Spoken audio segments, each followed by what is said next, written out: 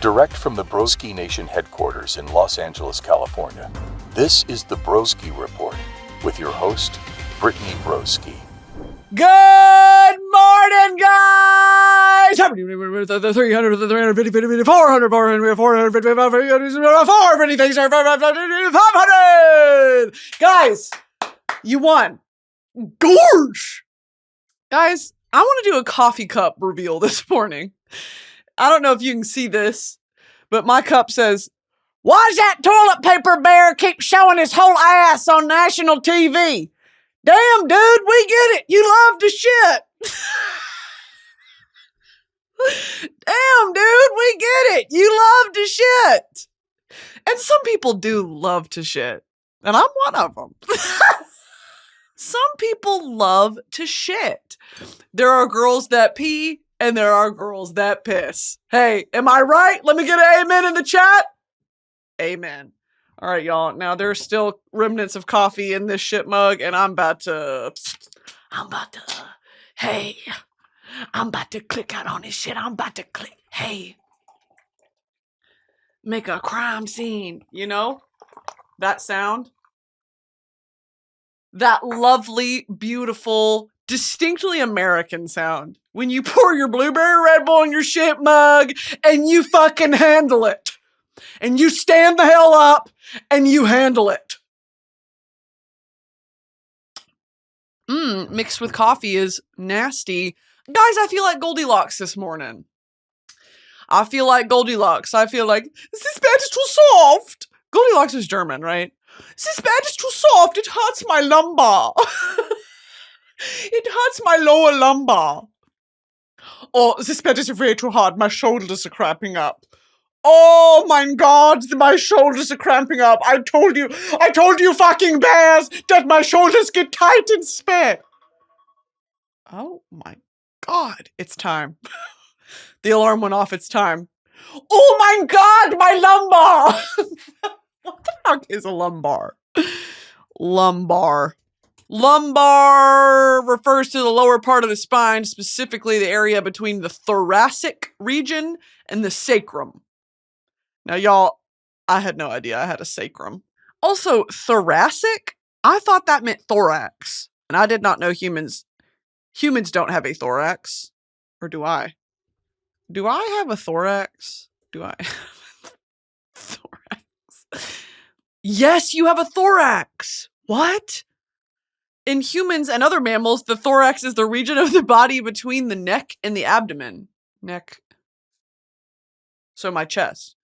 It contains vital organs like the heart and lungs and is protected by the rib cage, spine, and shoulder girdle. What the hell's a shoulder girdle? That's when I slept on that bed in that damn bear's house and it fucked up my shoulder girdle. And when I had gone in that damn bear's house and it let me sleep there and I fucked up my shoulder girdle because that shit was too fucking hard. Damn! Shoulder girdle. The bony structure that connects the upper limb to the axial skeleton, the torso. It's composed of the clavicle. Oh my God. The clavicle, the scapula, which is the shoulder blade on either side of the body. The shoulder girdle provides support, stability, and a wide range of motion for the arm. Wow, did y'all know we all have a shoulder girdle? The more you know, for real. Can't even begin to tell you how bad the inside of this coffee cup smells. Man, it's probably just my breath. All right, let's move on to... Wow, we've got so much to talk about today. Before I get into Cowboy Carter, because of course we're going to talk about Cowboy Carter, I have to tell you all about something that happened last night. Something happened. You know, as some of us do, I was falling asleep to manufactured romantic fantasies in my head. But before that, actually, I was watching a bunch of videos on the British colonization of India. Holy shit, y'all. I mean, obviously we know empire is bad and we know colonization is truly the root of all evil in this world. Like, all suffering and evil comes from A, man being innately corrupt, and B, fucking colonization. Holy shit, I had no idea. And look, I'm 28 years old. I can admit the American education system failed me. And it's never too late to start researching that shit on your own. Hey, I did. What the fuck? That shit was horrible, dude, for 200 years. Did you know India only gained their independence in 1947? And then it split into, oh my God, the way that they like arranged it was by religion. And there are so many beautiful multitudes of different religions and ethnic backgrounds in the subcontinent there. And they just split it into two, Hindu and Islam, which is crazy. Okay, so it was India, and then other than India, they split up Punjab, I believe, into what was Pakistan and then Bangladesh. And they still war over Kashmir, which is just, I mean, all of this is a consequence of British colonialism. I mean, to completely rape the land and to devastate the people. I mean, just don't get me started. I watched shit on that, and then I watched shit on South Africa. Oh, and then I watched shit on Rwanda. It was just, I was having a time last night. It was very informative. Anyway, on top of that, I went to bed and I was thinking about romantic fantasies because I had to, God, fuck, I was depressed as I went to bed last night. And as I was, you know, sort of conjuring up this romantic fantasy, I started to get pissed off because I started to realize I kind of dig being single. I kind of dig it. And that, look, I'm making progress. I'm making mental progress. Because damn, I was imagining, like, okay, we've been not married, but we're together for a long time. Okay, we're together for a long time. We know each other. And what about if I want to lay on my side of the bed and you don't touch me? Don't touch me. We know we like each other. You don't have to touch me all the time.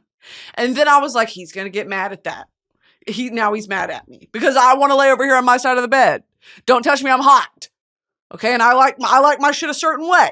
I got my pillow. I got my neck support pillow. I've got my Snoopy warmie. Okay, I'm over here. I got that fleece blanket. Is it fleece? Look, I'm hot thinking about it. I'm mad. And it's that side of the blanket that is soft. That's the side you put on your body. Okay, and the rough side goes up.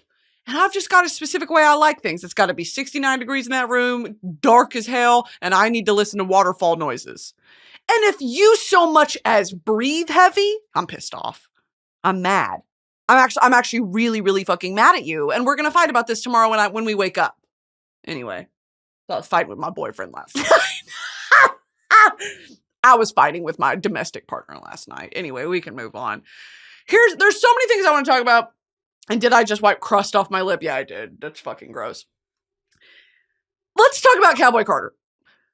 I was at the Houston show where the fucking car broke. Okay, so if you don't know, Beyonce has put on what could be called, and I am calling, the greatest show I've ever seen. And I'm going to say this, it's my opinion. I think it's better than Renaissance. I think all the elements that she's combined, and she honors the Renaissance tour. She does a few songs from Renaissance. She does Thick, by the way. Holy shit, we won. I wish she did All Up in Your Mind. But Cowboy Carter is a perfect kind of summation of everything Beyonce has worked towards, everything she is, everything they've said she's not.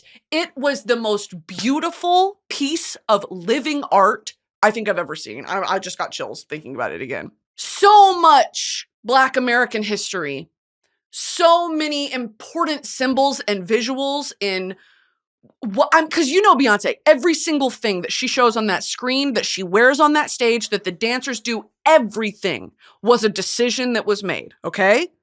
The highest level of polished, pure craft, okay?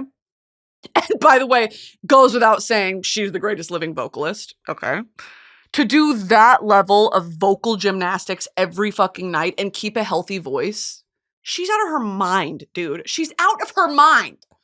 All the visuals are so good and they're entertaining. I mean, there's this one interlude cutscene transition as she's getting a costume change backstage of her like walking into this bar and, you know, she fights this girl and she does this like beer bottle smash on her head and the crowd goes crazy. And then of course the safe to say I'm the biggest, the largest, been stepping up shit since my mama lived in apartments, regardless. And then she does the little dance and then she's got the whiskey. God, the Sir Davis whiskey. Thank you. Amen. It's just so good. And then she honors, you know, the robotics of Renaissance. There was a part in some of the visuals she was showing that honestly I need to write a fucking dissertation on and read about, because that is the high level of art we're talking about here. Oh my God. Oh my God. I like genuinely get so fucking mad when people try to compare anyone to Beyonce. You wouldn't compare anyone to Michael Jackson. Michael Jackson is his own standalone cultural icon. So is Beyonce. It's not a conversation I'm willing to have with anyone. You're pissing me off. There's this cutscene that she does in some of the visuals where she is a white woman and she has blue eyes and white skin and blonde hair. And it is honestly, I hope she does a Cowboy Carter movie, because I feel like I was watching it and I was so struck by it, and I couldn't formulate the words of like, there's so much to say about where she placed that in the grand scheme of things and all the other incredibly important symbols that kind of bookend this. And it's like, there's so much to say that honestly, I need to write it down. Very impactful. And that's what it should be, right? Like you're paying for a concert, and you're not getting just a concert from Beyonce. She's not up there in fucking jeans and a guitar singing her songs karaoke style to you, like most men get away with. Beyonce is delivering a show, a cinematic show. She's flying around the fucking stadium attached by wires on her belt. So here's what happened at the Houston show. Me and my friend Alyssa fly in. She lives in DC. I'm in LA. We fly into Houston because we're both from Houston for Beyonce's hometown show. Thinking, what if she brings out Big X the Plug? What if she brings out Meg Thee Stallion? She didn't. It's okay. We're on the floor. Hallelujah. We're on the floor. We are right in the middle of two walkways that kind of form a diamond pattern. Towards the end of the show, by the way, she's been performing for 3 hours. 3 hours. And to have that much discography, by the way, where you can sing for 3 hours and it doesn't even scratch the surface of the art and music she's made. We're at the end of the show, 16 Carriages. It's time for 16 Carriages. A really emotional song about the struggle and hardship she's been through as a young Black woman thrust into the industry, and now as, you know, a 45-year-old Black woman who's still doing it to a degree that is untouchable, and how so many sacrifices have to be made to live that life, you know, and it's kind of lamenting on that fact, but also look at all the fruits of what that labor has afforded me. She gets up on, at the Houston show, a car that starts on the main stage, gets lifted up into the air, and goes around the whole stadium so that the nosebleeds can get a glimpse of B. Y'all, this car makes it about a fourth of the way around the stadium. It's honestly right in front of us because we're turning around like this the whole time, following the car. Makes it about a fourth of the way through, stops, starts to lean like this. And I'm thinking, that doesn't look... Okay, maybe it's part of the show. Maybe she's angling. No. It starts to lean so bad that her body is torqued like this. And there's a flagpole on the car, and she's holding on to that thing for dear fucking life, and it's starting to lean. She's only, from what it looked like, she's only buckled in by a waist belt, like to the car. If that thing would have completely slipped or fall, I mean, what are we talking about? It was horrifying. If Beyonce Giselle Knowles Carter falls from that motherfucking car 100 feet up in the air in front of us, that would have been, look, I would have canceled everything for the rest of the year. That would have been truly okay. It tilts. She's still singing. She doesn't miss a fucking note. She doesn't miss a note because she is a professional. That song is hard to sing. She's completely sideways, and out of the blue, she goes, stop, stop, stop, stop. The music cuts. I'm horrified. Then after that, she takes in a shaky breath. Stop. She's horrified. She's terrified. And she's not showing it. She's got that cool face. She always has that cool face on. You know, it's like this slight smile. She's up there hanging on for dear fucking life, smiling because she's a professional. They lower her down. It takes them a second because what the fuck are you doing? Someone got fired. I bet about 50 people got fired that night. They start to lower her down and everyone's clapping because, oh my God. And she goes, thank y'all for your patience. Patience? We're worried. And so they lower her down. She runs back up to the stage. We're all cheering. They've got some like ambient background music on. Runs up to the stage, keeps singing. I have chills. Keeps singing. Says, and if I would have fell, I know y'all would have caught me. Yeah! With human trampoline. I would have ran my ass over there. I got you. Oh my God! If I would have fell, I know y'all would have caught me. Yes! Beehive! Form up! I'm directing it. And 1, 2, we're Cirque du Soleil. We're doing like cheerleader. I've got her like this. She's balancing on my hand. I go 1, 2, hop, and I catch her. That's what I would have done. Now, if that would have happened, if I would have been sitting under her, that's what I would have done. I don't know about the rest of Beehive. I would have 1, 2, hop, and she does a flip. Anyway, that was a fucking horrifying experience. And me and Alyssa were looking at each other like, is this really happening? And then later that night, she posted, photos of all the outfits and the dancers from Houston. The very last picture is the car tilted. And then the next day, she posts it to tipping on 4 fours. Are you out of your fucking mind? She is just, no one even comes close. So, that's my Beyonce story. I'm sure by now, y'all have probably, if you're not aware, I'm about to make you aware. We had David Corenswet on Royal Court. We had David Corenswet on Royal Court. And let me tell you, okay. Let me take a breath. I need to calm myself. We had David Corenswet on Royal Court. And unfortunately, that's my best friend. We soul bonded. Some magic happened on that set. I don't fucking know, but we were tit for tat. I had a fucking blast. I have fun filming Royal Court in general.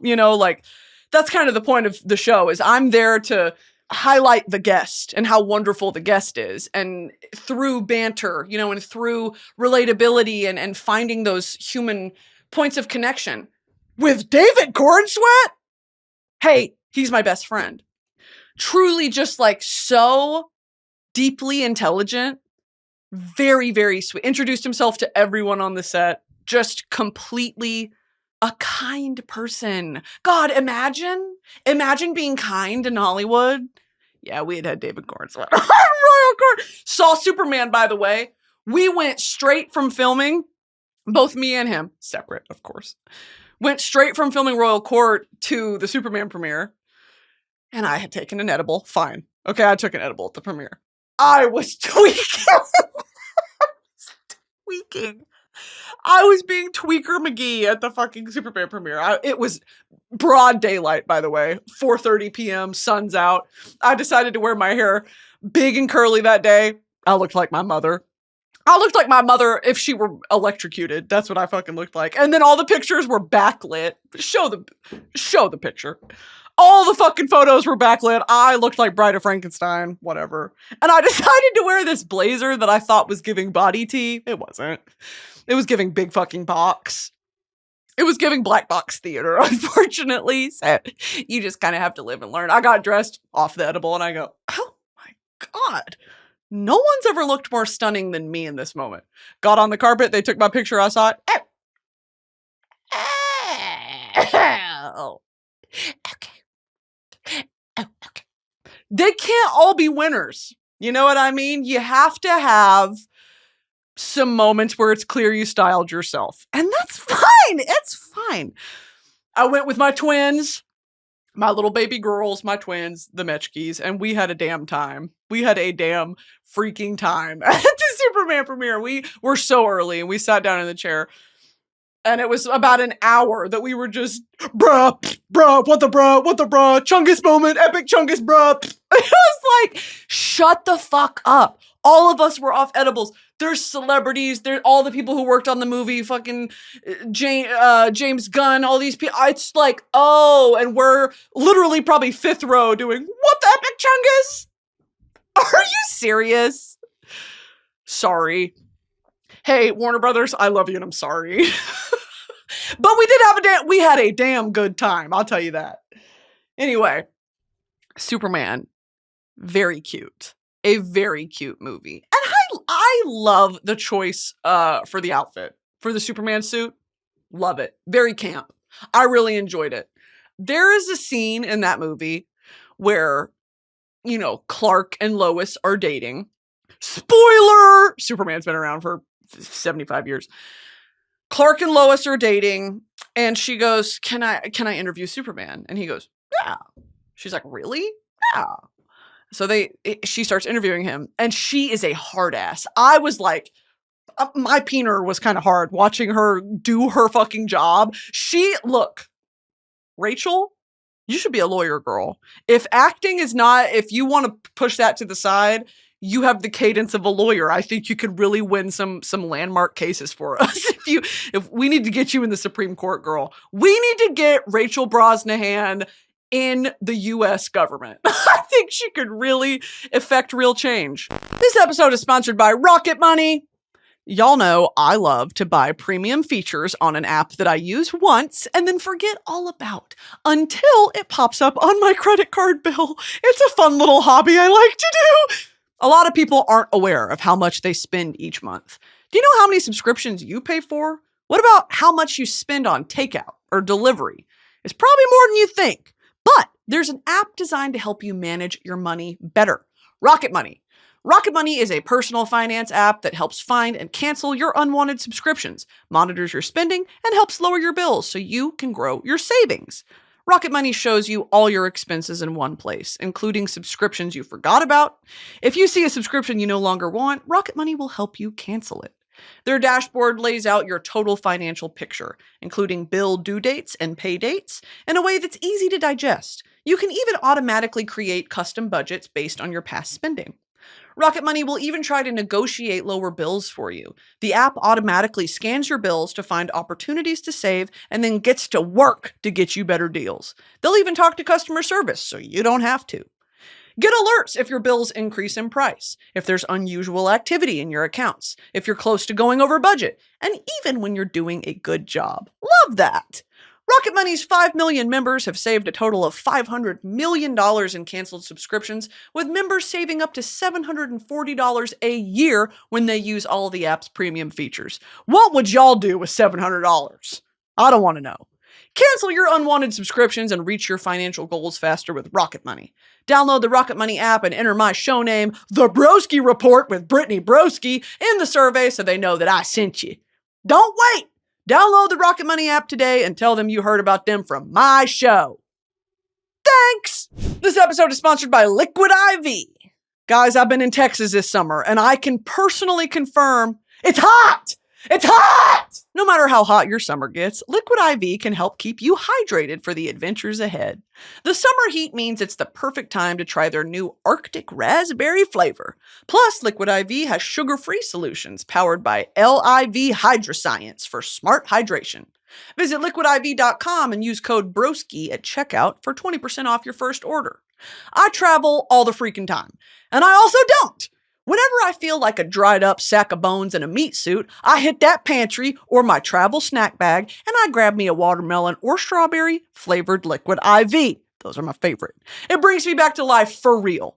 Everyone could benefit from more electrolytes. We're dehydrated more than we know. It's self-care, people. Lock in.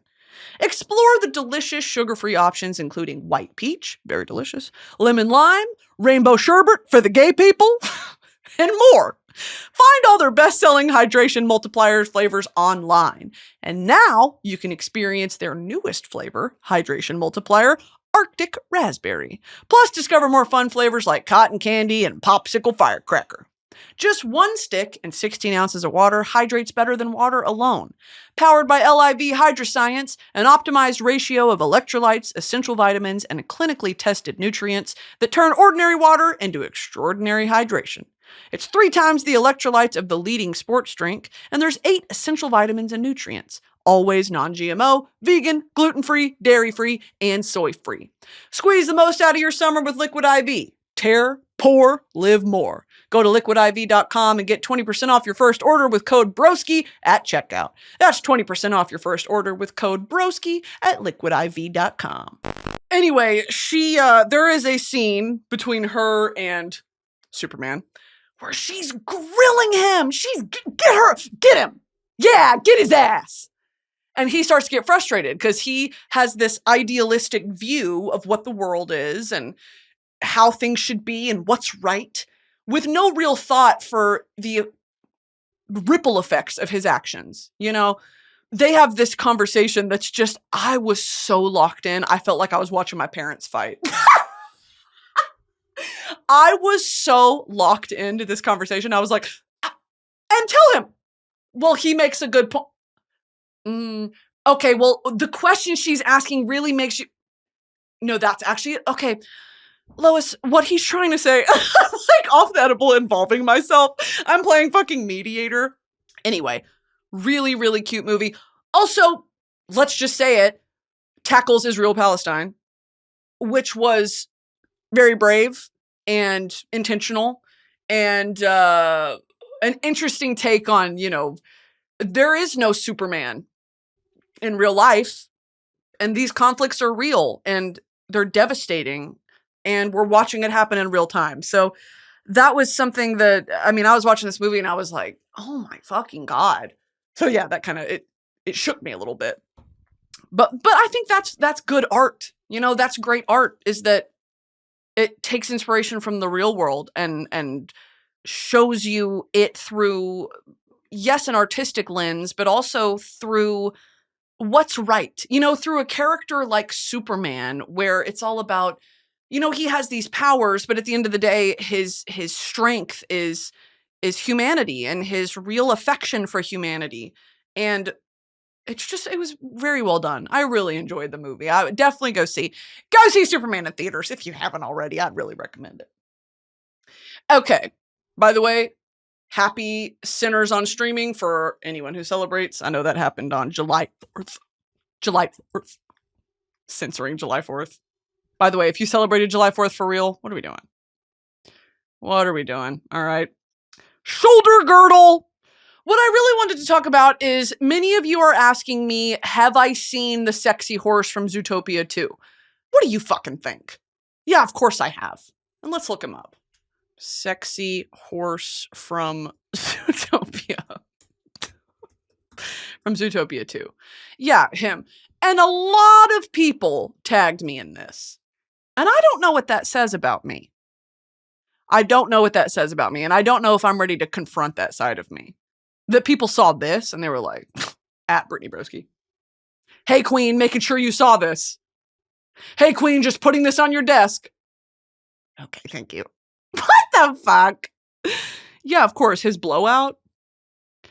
Look, you can tell he had some braids in. His little Dyson blowout. And who is this? An aardvark? An anteater. Whoa. Now, he kind of looks like Mr. Big. This guy up top. He looks like Mr. Big from Sex and the City. And I'm kind of fucking with his vibe down here. The little anteater. He's got these rings on, this gold jewelry. Beautiful little middle part. I like his vibe. A hot horse is confirmed to appear in Zootopia 2. Is this what we're reporting on? Is this what we're doing?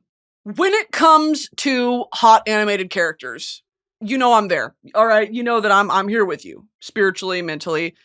For me, I have an allegiance, a loyalty to BoJack Horseman. When it comes to sexy horses, I know where I stand. I know what team I bat for, and that's going to be Will Arnett in anything, you know. And Jason Bateman doesn't really apply to that because he is a fox. He plays the fox, Nick Wilde, if you will. BoJack Horseman, to me, I like a man with some, some grit and some trouble. I like a troubled man, but not really. Okay, because no, I don't. And moving on from the sexy horse, I think I talked about it last week or the week before. I'm going to be at Reading and Leeds. I will not be singing at Reading and Leeds. I will be on a stage with Max Balegni and Charlie Marlowe. That was Australian. Charlie Marlowe. Charlie, how are you, man? I'm trying to work on my northern accent, my northern English accent. I've been watching a lot of samfender interviews, and I'm perfecting. There's a very specific, it's almost like a glottal stop, but it's not. Actually, it kind of is. When he says, like, thank you, he says, thank you. Or he'll say, like, crackers. I eat crackers and water.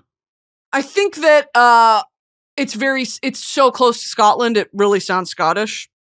And I'm quite addicted to it. But it's amazing how much the accent varies within just like a 5-mile radius. I mean, it's truly berserk. It's berserk. Bring back berserk. I mean, it is ludicrous. Yeah, he's from Newcastle. He's from Shields, which is Newcastle. And Charlie is from Charlie Marlowe. I'm completely addicted to her. I got super high the other night. God, she's stunning too. That's my twin. I got super high the other night and just went through her reels. So funny. She's just a charmer. She is a freaking charmer. Very gay. Very gay. Warning, gay. Charlie Marlowe, where is she from? She's not from Liverpool. North Yorkshire. She identifies as Scouse because her family's from Liverpool and she grew up there. She lives in Manchester. Yeah, and this is Google, by the way. I don't know if it's accurate. North Yorkshire. Now, don't get me. Actually, that's not even true. Where the fuck is... Louis Tomlinson is from Doncaster. Is that Yorkshire? Doncaster map. Oh, that's nearer to Sheffield. Where the fuck is Yorkshire? Sheffield. I know Sheffield because that's where Alex Turner is from. Leeds is close to Doncaster, I guess. Where is Yorkshire?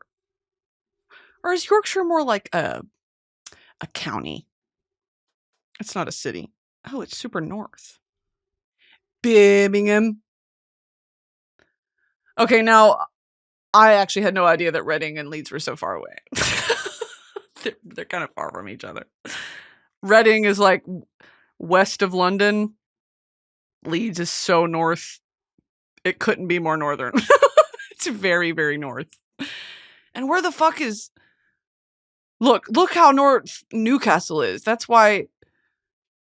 I mean, shit, girl. I have beef with England. I do. I have beef with the UK. Not the current sort of, the younger generation. You guys are, we're on a similar mental wave. But goddamn, the more that I'm just, tapping into world history and really, really learning from a perspective of wanting to know the truth, you have to remove this lens of nationalism or of pride, patriotism that so often, I mean, of course, American history is taught that way. Even state history. I remember learning when I lived in Virginia, we learned Virginia history and how just sugar-coated all of Jamestown and the first settlement and all of these, like, just how fucking brutal it was for the indigenous population. Like, we did not learn that. And then Texas history, I had to take that when I was in 7th grade. And it's like, you don't learn how brutal it was.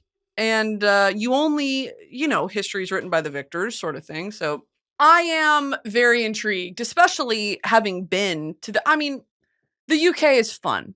I love going to the UK. I think that British people are very kind, and they're very, I love the British sense of humor. I love the Irish sense of humor more. Okay. You all know where my allegiances lie. However, when I was in London last time, I mean, I've been to the Imperial War Museum before. I've been to the World War One Museum, and it's like they paint a picture of how brutal it was for the British people of the time. Living under, German air raids and threat of constant bombings and having to sacrifice daily luxuries, small luxuries, having to cut back on food, to put that money into machinery, like industrial production for wartime necessities. It's like all that shit was real. And we're very lucky in America that we've never had anything similar, knock on wood.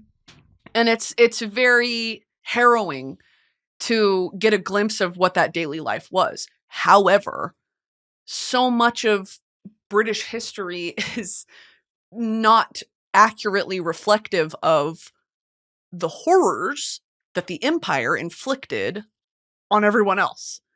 Like truly an example of just a corrupt, crooked empire from the 1700s until arguably now. But to think that India gained its independence in 1947.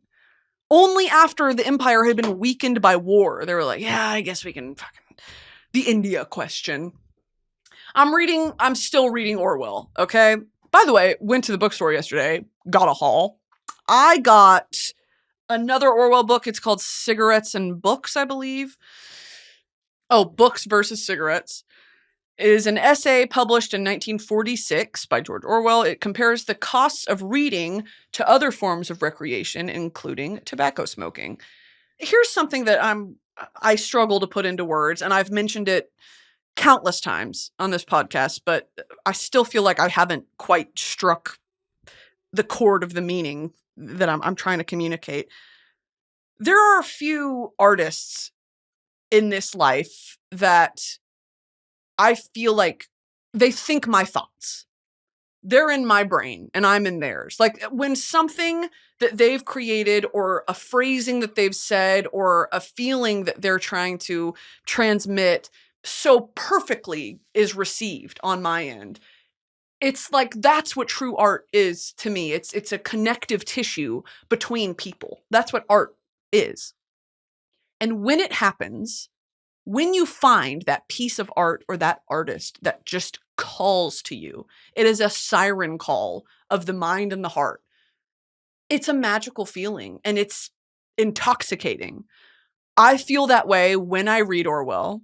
I feel that way, and this is so glazing, I feel that way about Sam Fender's lyrics. There are some songs that he's written that I'm just like, it's like you took that out of, it's just great songwriting when you feel you can relate to it. And that's something very specific that he went through, but so much more than that. I mean, a song like Play God, the lyrics in that song are, I know that he was inspired by Orwell. Maybe it's it all fucking comes back. That song he had read in 1984 and it inspired him to write that. It's about surveillance and about the creation of a wealth gap and how all of it is really intentional.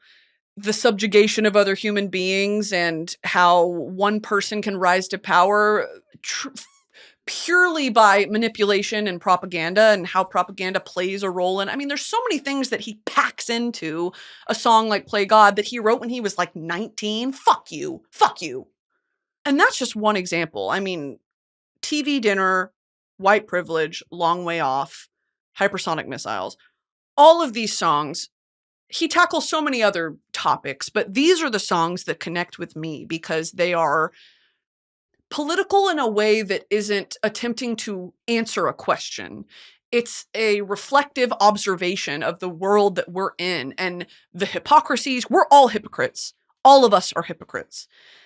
But when you really laser focus in on hypocrisy within a governing body, it's very validating, as a voter, as a young person, to hear a fellow young person also, just to relate on the fuckery. And it's across an ocean, that he lives in a totally different country, different political system than I do, but so many things connect us. And it's also very interesting to me how non-American people view American media and how sensationalized it is. America's greatest export is Hollywood, is culture and media and movies and TV and music. I mean, that is truly, it's such a dramatized sensation of what America is. And I find it so interesting when, foreign, I say that, but not with any negative connotation, when foreign artists kind of throw it back or process it and then put it into their art. It's very interesting. And so all of those songs that I mentioned are great examples of that. A is another one, AYE by Samfender. That's just like, to sit down and write a song like that is very inspiring. It's very, very inspiring. And he's got so many others. I mean, Spit of You, fuck you. These songs are so good. So Sam Fender, George Orwell, Tomas Cole is another person that I feel very spiritually connected to. He was like nature's poet. No greater love has ever existed than the love between Tomas Cole and Mother Nature. Everything he did was in worship and in servitude of what nature has to offer. His art was just, it was almost a compulsion. He didn't have a choice. He had to paint. And he tried poetry, and his poetry was beautiful. But Tomas Cole, to me, is someone that I look at some of his works and I'm just like, yeah. And I truly, words fail me to describe how impactful it is. So I'll just kind of leave it at that. This episode is sponsored by SeatGeek. Y'all obviously know I went to Cowboy Carter in Houston. And well, you already know where I found those tickets, which is why I want to give the sponsor of today's episode, SeatGeek, a huge shout out. With over 28 million downloads, SeatGeek is the #1 rated ticketing app. There are more than 70,000 events listed on SeatGeek, including concerts, sports, festivals, and more. Right now, you can get tickets to Beyonce, Coldplay, Shakira, Chris Stapleton, Raul Alejandro, The Lumineers, Post Malone, Tate McRae, Hozier, and so many more. I love using SeatGeek, and I'm seeing Kingfisher later this year, who's my new Irish obsession.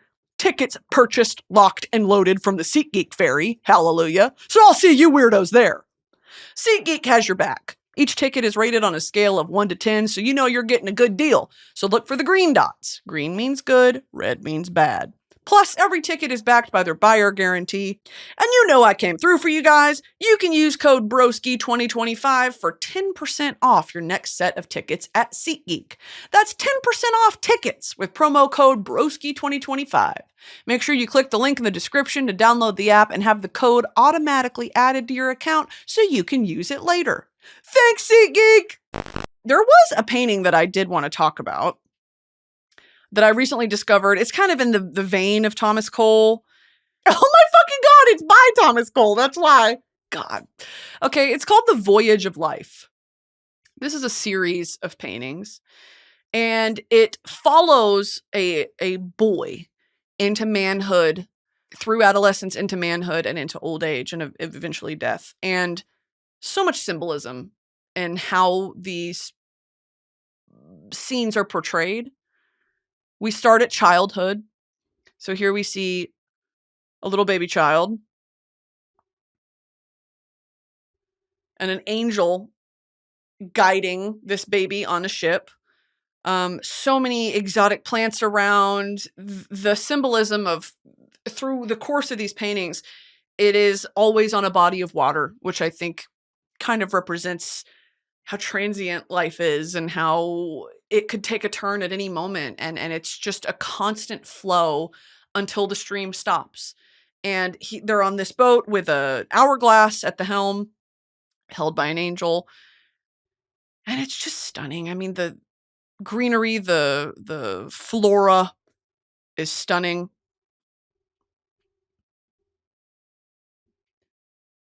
Next, we have youth. And here I find it really emotional what this kind of represents. The angel has now exited the boat, has left this youth on the boat alone. And it's that excitement of being a child and your exploratory nature and being inquisitive and curious about the natural world around you. I mean, not even turning around to wave goodbye to the angel, just so enamored with what life has to give. And of course, this sort of floating Taj Mahal-esque heaven, not really sure what that's about. Might need to Google it. In the distance, an ethereal citadel towers in the sky, a shimmering white beacon that represents the dreams and ambitions of humanity. Okay, next is manhood. What I love about this painting is his penis. Just kidding. That was a manhood joke. What I love about this painting is up here in the top left. The angel is always there. The angel is always there. What a comforting fact, right? The angel cannot necessarily intervene, but she's there and she's watching. Maybe she's guiding. Maybe she's just a silent observer. She helped bring this boy into the world and she will guide him through it until the very end. Here we see the man in the boat pleading. Maybe something in his life has gone awry. Maybe that curiosity that he once had as a boy has been beaten down by the harsh realities and struggles of what a human life will endure. Still at the helm of the ship is the hourglass, which we now see is kind of halfway gone. The river is turning into rapids. And we see, a torrential downpour in the distance. He's caught in a storm, and I see him praying for assistance or guidance or help. But still, this upturned cadence of, this is bigger than me. Like, I am not in control anymore. Maybe he's looking to the heavens, seeking guidance. I was so foolish as a youth. I shouldn't have left you on the shore. And here is just so, we all know this feeling. Now, this final frame it fucked me up the first time I saw it, okay? It really made me like, oh God. Oh wow. This is old age. Oh wow. Okay, so first of all, the lighting in this painting, truly incredible. I mean, gag! Caravaggio level lighting. And I love it in the sense of this isn't Caravaggio would paint biblical scenes or scenes from whatever, but they were inspired by people he saw. So the visages, the settings were normal people that he would construct as St. Peter or whatever. And they were usually closer up, more, bodies, rippling muscles, and how the light hits the bridge of the nose and all this. This, to me, this is a divine light. And Caravaggio painted with a divine light as well. A lot of depictions of Jesus and whatever. This is such a divine light calling him home. Oh, okay, I just gotta chill. He's not ready to go. Look at the helm of the ship. The hourglass is gone. It's been snapped off of the front of the boat. His time is up. The time has run out. The sand has reached the bottom of the hourglass. The angel is directing him home. And I don't think, maybe I'm inflicting my own emotion on it, which is, arguably the point of art. He's not ready to go. Or maybe he's marveling at the fact that it's all over. What a beautiful life. And now it's over. If you follow this beam of light up, just Tomas Cole, you motherfucker. He is amazing. So we have this angel immediately by the old man. Then we have this angel guiding. Then we have more. Do you see these tiny little angels up here? And it keeps going all the way up here. You can see all the little angels. Just flecks of paint. His canvases are so immersive. I'm here. The clouds, the billowing clouds. I don't know if maybe any art history freaking weirdos out there do this too. Sometimes I'll be on a plane or a train or fucking whatever, and I think, what a marvel. I am in the clouds. I'm in and above the clouds. And sometimes, when you're landing or you're taking off and it's like the yellow golden light of the morning, or it's the pink purple setting of the sun and you're up in the clouds, how do you not feel religious? I know I keep coming back to this fucking point, but so many points in my life, I get this sensation where I just, why is it beautiful? Why beauty? What's the point? I'm glad it's there, but it makes me freak out. Like, why are things beautiful? There's no inherent value to beauty. It's just lovely. It's just lovely. And so this is a canvas to me where I'm like, I see this, and then in my mind, I'm like, God, Tomas Cole, R.I.P. Tomas Cole, you would have loved Delta. Oh, Tomas Cole, you would have loved first class in Delta for real. They give you these little pretzels, very delicious. Tomas Cole, you would have loved Carnival Cruises. Disney cruise.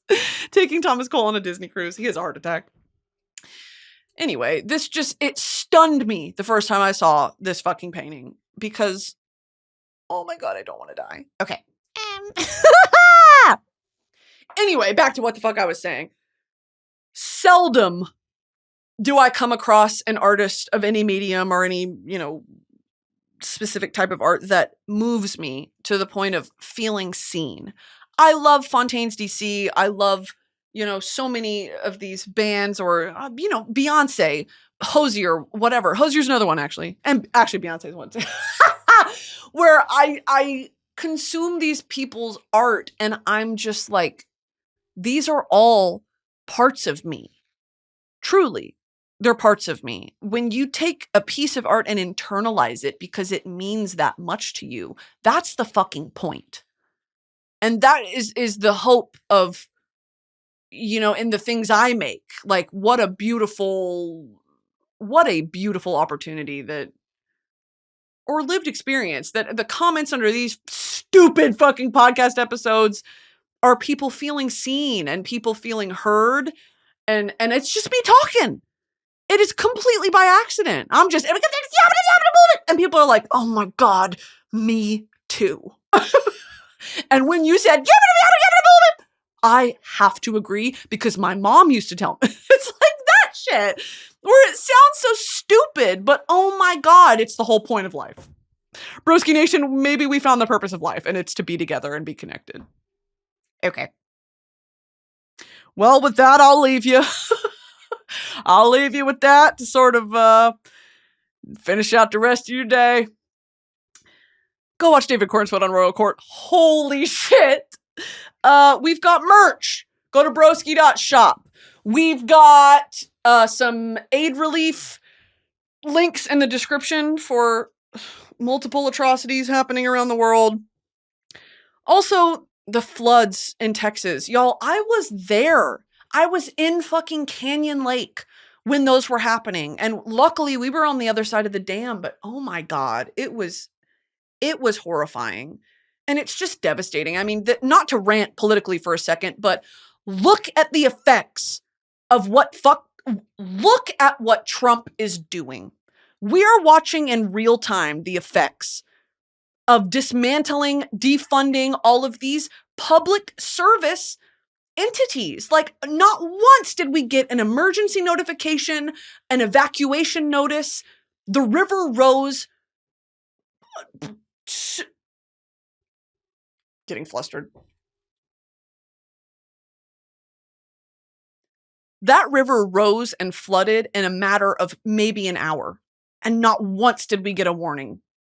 I mean, it's devastating what's happening. And when that happens, the community will always be there for each other. Texans are very resilient people. And Southern hospitality is a real thing. These search parties that were happening, I have chills. Like, just families completely devastated. The girls' camp, it's just, I can't. And this was all happening and we had no idea. We were 20 minutes away. Just, selfishly like, oh, we wanted to float the river. Oh my God, we had no idea what was happening because all of the programs that would warn us of what was happening have been dismantled and defunded. So fuck Donald Trump. And I love Texas, and Texas is ultimately my home. And I'm going to put some flood relief links in the description if you feel inclined to donate or help in any way. Sorry for that downer, but dude, I was there. It's too much. All right, I love you guys, and thanks for listening. And I'll see you next week. And bye.